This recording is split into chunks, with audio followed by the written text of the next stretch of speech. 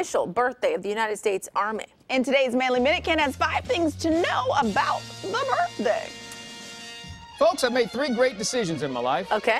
One of them was choosing this career in journalism. Okay. The other was choosing my wife, who's absolutely outstanding. Okay. The third was choosing to go into the U.S. Army when I was 19 years old. Thank you Changed for my your life. service. Changed everything about it. So today, on the official birthday, June 14th, of the U.S. Army, 5 things about the U.S. Army.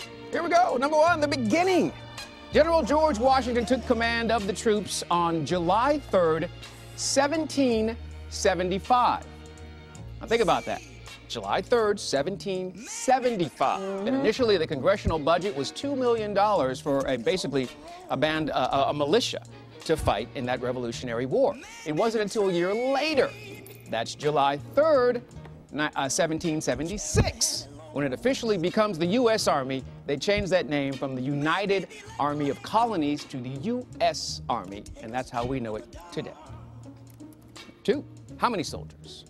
Currently, the U.S. Army has 1.1 million soldiers and also contracts about 400,000 civilians. So they say if the U.S. Army were a city, it would be the 4th largest city in the country. Wow. That's how many people they have working there. Number 3, it is a major job creator. So Walmart is the leader in this state with more than 2.2 million employees. Right behind them there is the U.S. Army with more than 1.4 million employees. And then third on the list, Yum Brands has about 530 some odd employees. So you can see the disparity between the two. And you can see how the U.S. Army is a major job creator right now, number 2 as far as the number of employees that it has. And number 4, it has developed future presidents. Of the 45 individuals that have been commander-in-chief for this country, 31 have been in the armed forces, 24 have been in the U.S. Army. 2 notable heroes, of course, General George Washington and former President George H.W. Bush. And